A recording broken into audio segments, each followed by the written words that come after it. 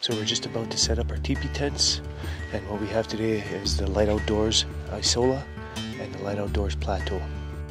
So right here we have the two tents still in their stuff sack, so you can see the pack dimensions and the difference between the two tents. The Isola is a 4-person without a stove, and the Plateau is a 5-person without a stove. So Isola, Plateau. The Isola dimensions are 19 by 6.5 by 5 inches. The Plateau is 20 inches long by 5.5 by 5.5. So there's not much difference in the size, the pack size of these two tents. For weight, these are the ultralight models of these tents. This one here is packed with the pole and the canopy and the stakes. You're looking at about 3.6, 3.8 pounds. For the Plateau, you're looking at about 4.1, 4.2 pounds. That's with the pole, the canopy, and the stakes.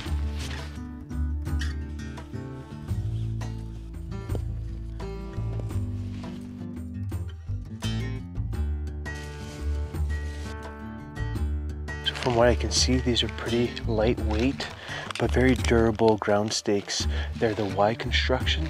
I've used these before on other tents and I find them pretty tough.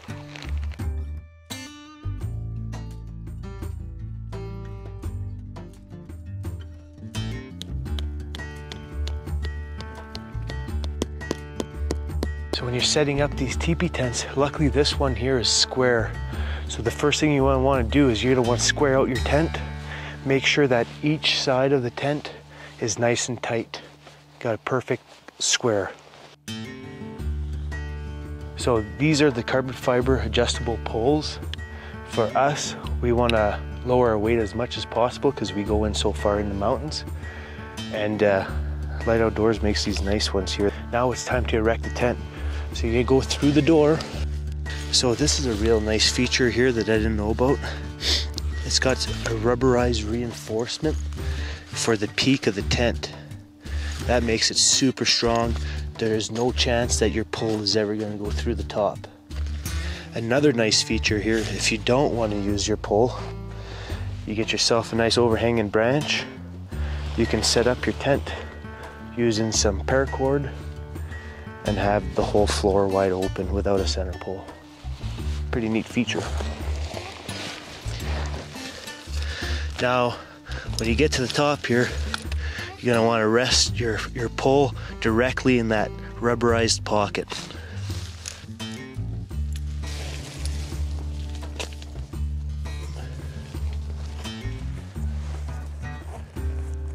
Now that your center pole is up, sometimes you might have to make that adjustment. You don't want to force it as you're bringing it up. You want to make sure it goes in tight, but at the same time, you're not pulling all your pegs out. If you do need to make an adjustment, the pole adjustments are nice and easy. They're down here. You can have them at the top. It's up to you. Now, we're going to close the door and make sure everything is nice and square still. So as you can see here, this one side still has a little bit of sag. What we're gonna do is we're gonna move this peg out a little bit. The reason it's got some sag is we're on the side of a slope. We had to excavate this spot to make it flat, and it's just a little bit too small for the size of the tent. So what we'll do is we'll compensate by just tightening up this peg here, moving it out a little bit. And of course there's rocks everywhere. Now the last step for pegging out is you go in between all your 4 main corners. You have one more peg out point. That'll give you a little bit more room.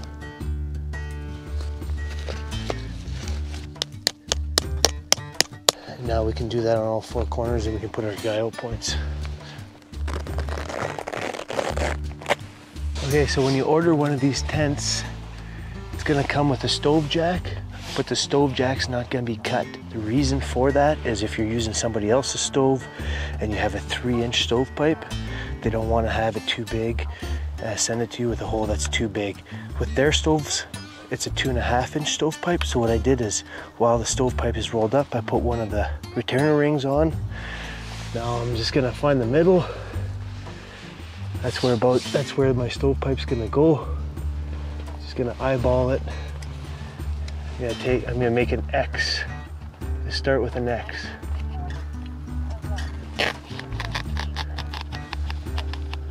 Okay, I'm gonna make one cut and see if it's pretty close to the size. And now I'm gonna make my second cut, my X cut. There's my X. I'm gonna do a star. You wanna start it out smaller, and you can always cut it bigger. The tighter it is, the less movement you'll have in your stovepipe, which is better in the long run. I'm just gonna cut it a tiny bit bigger here. Now I'm gonna test it out. There you go. That's the perfect size right there. You're gonna wanna leave these tabs on. You can take them off if you really want to, but I would just leave them on there. It gives it a little bit more support to your stovepipe. When you get this stovepipe, it's gonna have the memory of the way that it came in. You're gonna wanna roll it with something nice and straight, like the pole of your tent. Once you get it to this point here, Mitch is gonna put some rings on his end. I'm gonna put some rings on my end. And we'll even them out evenly across the whole pipe. Okay, so now we're gonna install our damper.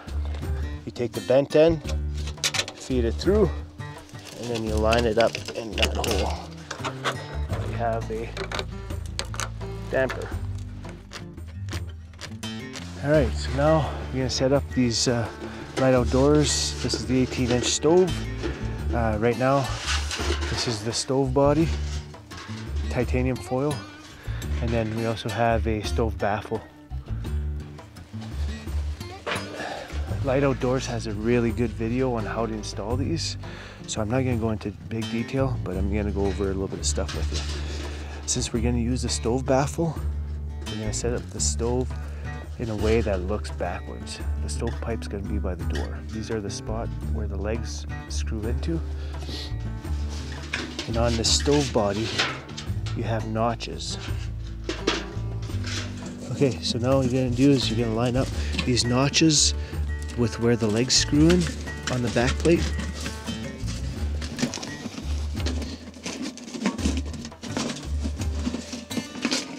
Same thing with that side.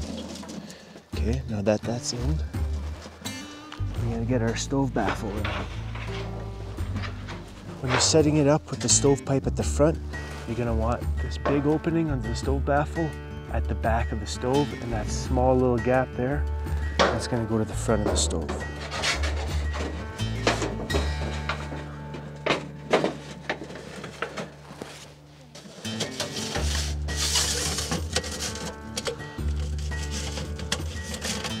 Now the first time you set these up, everything's a little tricky to get lined up. But once the stove has been pre-burnt, just like the stovepipe, it'll go together a lot better. Then you're gonna want to get your rings on. And an easier way to get those rings on is if you take these two with your fingers and just kind of tighten that up. It reduces the circumference of the stove, and you can slide those rings on a lot easier.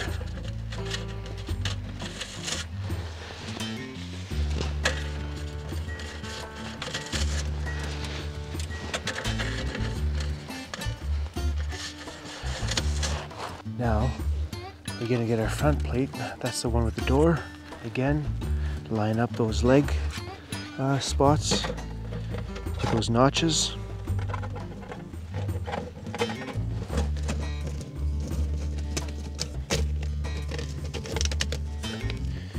Just like that. We're gonna make sure that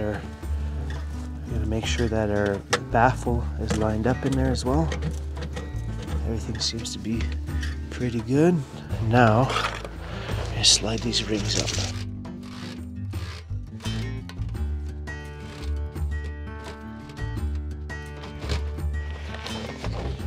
Now we're gonna put the rods on that hold the stove fully together. And to to do that, you want to start with the bottom one first, and that goes directly in the middle of your door. And when you put the ones on the top of the stove, you want to make sure that you're just on either side of this stovepipe hole.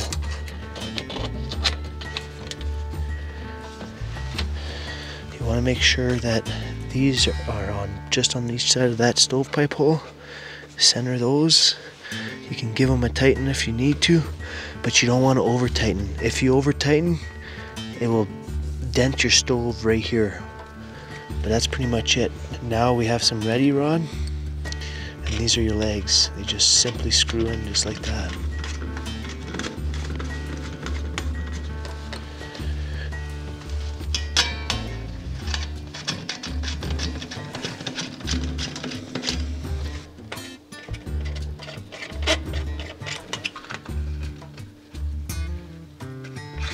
When the stove is set up, these rods here will actually hold the pot. Brendan at LiteOutdoors is telling me about 2 liters of water. You don't want to go crazy, but you can boil some water on top of that, heat up a soup, make your coffee on there. That's that. There's a setup stove.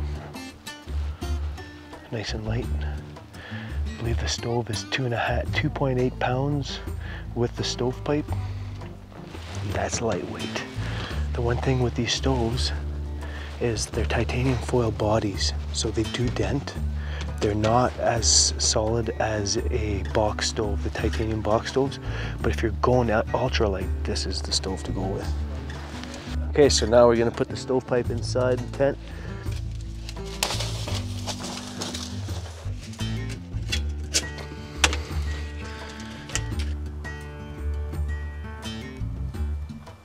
So now that we got these tents set up and we've been in them for a couple days, I'm gonna go over the tent dimensions. This is the Plateau. And for the Plateau, it's 10.5 feet wide by 10.5 feet long. And your peak sits at 7 feet. So it's very big, very wide, and very tall. You can actually get up in here and get dressed. So the Plateau is actually meant for 5 people if you're not running a stove. But LiteOutdoors recommends 3 people if you're using a stove. In this case, it's just me and Cheese in here, and we're just 2 guys. We have 1 bed laid out like this, and then my bed is laid out at the back lengthwise because we have the stove directly in the middle here. And we got tons of room for all the gear on this side. I mean, for 2 people, there's plenty of room. 3 people, you would have enough room. You'd probably lay a bed over here, 1 at the back and 1 where Cheese's bed is, and probably have your gear at the front here or kind of tucked in along the walls. You could probably squeeze 4 people in here and have your gear outside under a tarp. But if you want to be comfortable, if you're out for 10 days or something like that, I would say 3 people max in this tent. And the reason we have the beds this way is because I like to be able to be in control of the fire at night. So my bed being here, I have quick access to the firewood, quick access to the door of the stove, and it just makes things easier at night. One thing I really like about this tent is the stove jack is directly at the peak along the pole here. And what that does is it adds a lot of support to your stovepipe in windy conditions. I've had teepee tents in the past where the stovepipe and the stove jack is on the wall here. And what that does is it only gives support to your stovepipe halfway instead of being at the top, meaning it's got a lot more room to wiggle in the wind on high wind situations. I really like that. We got 2 vents at the top, right at the peak, but another really nice feature here is the fact that there's a double zipper that comes down from the top. What I like to use this for is sometimes you get a little bit of smoke in there running that wood stove. It's a good way to get that smoke to come out of the tent. Another good reason for this is the tent being a single wall tent, you do get some condensation if you don't run the condensation liner like what we're doing right now. We left the condensation liners back home. It also has a really nice storm flap that covers the zipper entirely with some Velcro to hold it down.